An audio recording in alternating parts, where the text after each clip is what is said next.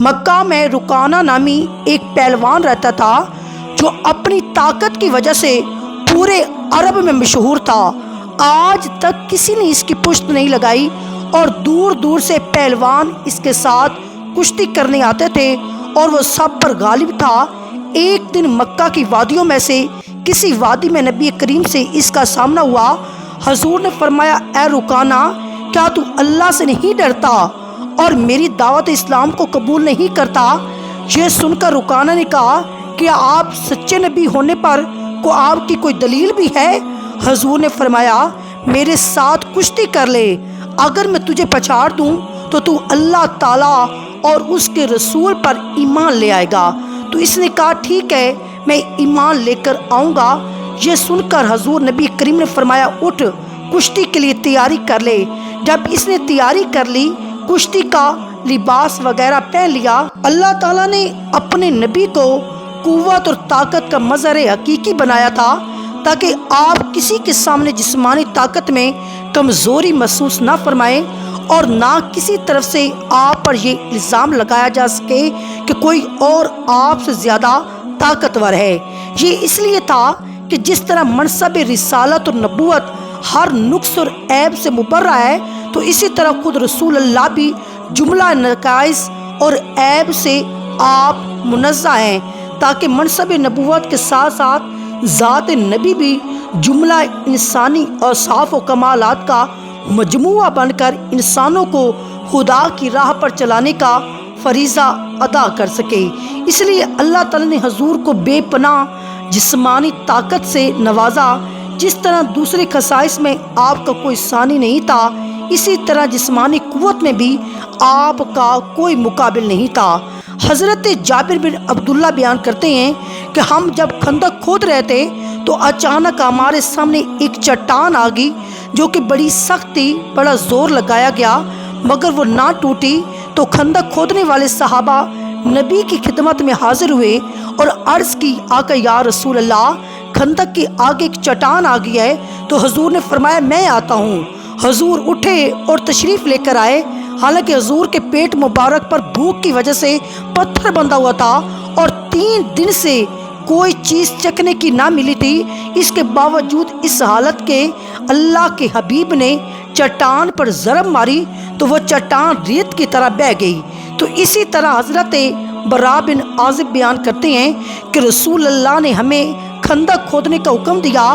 حضرت البرا بن عازب نے کہا کہ خندق کی جگہ میں ایک چٹان نکل آئی جو کدال اور پالوں سے نہیں ٹوٹ رہی تھی۔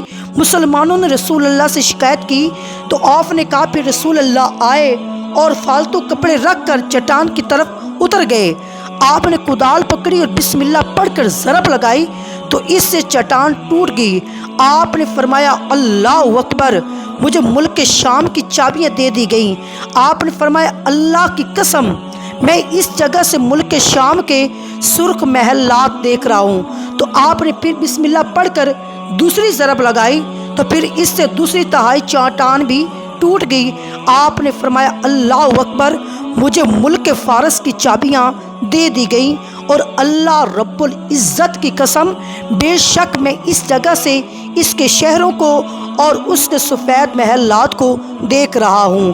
آپ نے پھر بسم اللہ پڑھ کر ایک اور ضرب لگائی اور چٹان مکمل طور پر ٹکڑے ٹکڑے ہو گئی۔ تو آپ نے فرمایا، اللہ اکبر، مجھے یمن کی چابیاں دے دی گئیں، اور آپ نے فرمایا، میں اس جگہ سے صنعاء کے دروازے دیکھ رہا ہوں۔ صحابہ کرام جانتے تھے کہ اس چٹان کو اگرچہ ہم نہیں توڑ پا رہے لیکن رسول اکرم کے پاس اس کا حل موجود ہوگا۔ انہوں نے آپ کے پاس جا کر اس پریشانی کا اظہار کیا اور نبی نے بذات خود اس چٹان پر جب اپنی خدا داد قوت سے چوٹ ماری تو وہ ٹوٹ گئی۔ اس سے معلوم ہوتا ہے کہ نبی کریم کی طاقت اور قوت انتہائی زیادہ تھی۔ جو چٹان کافی کوششوں کے بعد ٹوٹ نہیں رہی تھی، اسے نبی کریم نے آسانی کے ساتھ ٹکڑے ٹکڑے کر دیا۔ حضرت ابو ذر غفاری بیان کرتے ہیں، میں نے ایک دن نبی کریم سے عرض کیا کہ آپ کو کب اور کیسے یقین ہوا کہ آپ اللہ کے نبی ہیں؟ یہ سن کر نبی رحمت حضور نے فرمایا، اے ابو ذر، جب میں ایک دن مکہ مکرمہ کی ایک وادی میں تھا تو 2 فرشتے آئے۔ ایک زمین پر اتر آیا مگر دوسرا زمین و آسمان کے درمیان رہا۔ پھر ان میں سے ایک بولا کیا وہ یہی ہیں؟ تو دوسرے نے کہا ہاں یہی ہیں۔ اوپر والا فرشتہ بولا ذرا ان کا ایک مرد کے ساتھ وزن تو کرو۔ جب فرشتے نے میرا ایک مرد کے ساتھ وزن کیا تو میں وزنی نکلا۔ پھر اوپر والے فرشتے نے کہا اب ان کا 10 مردوں کے ساتھ وزن کرو۔ تو جب میرا 10 مردوں کے ساتھ وزن کیا گیا تو بھی میں وزنی نکلا۔ پھر فرشتے نے کہا اب ان کا وزن 100 مردوں کے ساتھ کرو۔ تو میرا وزن 100 مردوں کے ساتھ کیا گیا تو میں وزنی نکلا۔ پھر فرشتے نے کہا اب ان کا 1000 مردوں کے ساتھ وزن کرو۔ اور جب 1000 مردوں کے ساتھ وزن کیا گیا تو میں وزنی نکلا۔ یہ دیکھ کر وہ فرشتے بھی خوش ہو گئے۔ آخر کار اس اوپر والے فرشتے نے کہا اب وزن کرنا چھوڑ دیں، کیونکہ اگر تو حضور کو ان کی ساری امت کے ساتھ بھی وزن کر لیں پھر بھی حضور ہی وزنی ہوں گے۔ تو آپ نبی کریم کی جسمانی قوت کا اظہار رکانہ پہلوان مکہ مکرمہ کا مشہور اور طاقتور پہلوان تھا۔ حضور نے بغیر کسی تیاری کے رکانہ کو پکڑا اور پشت لگا دی۔ رکانہ ہکا بکا حیران پریشان دیکھنے لگ گیا کہ یہ کیا ہو گیا۔ سوچ سوچ کر کہنے لگا اے محمد یہ اتفاقی امر تھا، آئیں ایک بار پھر کشتی کریں۔ یہ سن کر حضور نے اسے پکڑا اور پچھاڑ دیا اور اس کی پشت لگا دی۔ رکانہ کہنے لگا اب ایک بار اور کشتی کریں۔ حضور نے اسے پکڑا اور پٹک دیا۔ رکانہ حیران اور پریشان ہو کر بولا آپ کی شان بہت نرالی ہے۔ اکثر روایات میں اس کا تذکر آتا ہے کہ حضور کی معجزانہ جسمانی قوت کا عملی مشاہدہ کرنے کے باوجود رکانہ اسلام کی دولت سے محروم رہا۔ تاہم حضرت عبداللہ بن عباس کی روایت میں رکانہ کے قبول اسلام کا ذکر ہے۔ وہ فرماتے ہیں کہ یزید بن رکانہ نے حضور سے کشتی لڑی تو آپ نے اسے 3 بار پچھاڑا اور ہر دفعہ پچھاڑنے پر اس نے آپ کو 100 بکریاں دینے کا وعدہ کیا تھا، مگر آپ نے اسے 300 بکریاں معاف کر دیں اور اسلام قبول کرنے کی دعوت دی۔ تیسری بار شکست کھانے پر اس نے کہا اے محمد آج سے پہلے کسی نے زمین کے ساتھ میری پشت نہیں لگائی تھی اور مجھے آپ سے زیادہ کوئی شخص برا نہیں لگتا تھا، لیکن اب میں گواہی دیتا ہوں کہ اللہ معبود برحق ہے اور آپ اس کے رسول ہیں۔ پہلوان کے زور کو آپ نے خاک میں ملا دیا۔ ابو الاسود جمعی بھی سرزمین عرب کا ایک نامی گرامی پہلوان تھا۔ علاقے کے تمام پہلوان اس سے خوف کھاتے تھے۔ اس کو بھی رسول اللہ نے پچھاڑ دیا۔ نبی کریم نے نہ صرف رکانہ کو پچھاڑا بلکہ بہت سارے زور آور حضور کے ساتھ زور آزمائی کر چکے تھے، مگر کسی کو کچھ بھی کامیابی نہ ہوئی۔ ان میں سے ابو الاسود جمعی نے بھی کشتی کر کے دیکھ لیا مگر شکست کھائی۔ ابو الاسود ایسا شاہ زور تھا کہ گائے کی کھال بچھا کر اس پر کھڑا ہو جاتا اور لوگوں کو کہتا کہ میرے نیچے سے یہ کھال کھینچو۔ 10 نوجوان زور لگاتے اس کھال کو کھینچنے کے لیے، کھال ٹکڑے ٹکڑے ہو جاتی مگر ابو الاسود کو جنبش تک نہ آتی۔ اس نے بھی حضور کو کشتی کی دعوت دی اور ساتھ ہی کہہ دیا کہ اگر آپ مجھے پچھاڑ دیں یعنی میری پشت لگا دیں تو میں آپ پر ایمان لے کر آؤں گا۔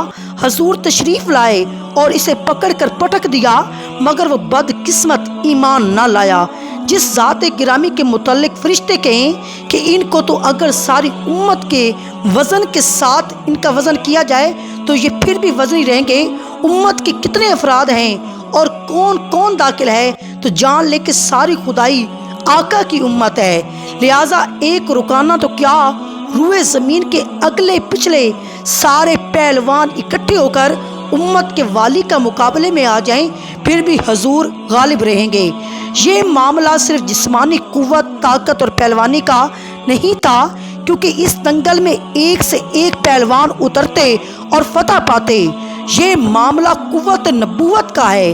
جس طرح دنیا کے سارے عہدے اور مراتب مل کر عظمت مقام نبوت کا سایہ تو کجا اصحاب و اتباع اصحاب کا رتبہ بھی نہیں پا سکتے، اسی طرح عام انسانوں بشمول کے جسمانی قوت بھی کسی درجے میں بھی نبی کے برابر نہیں ہو سکتی۔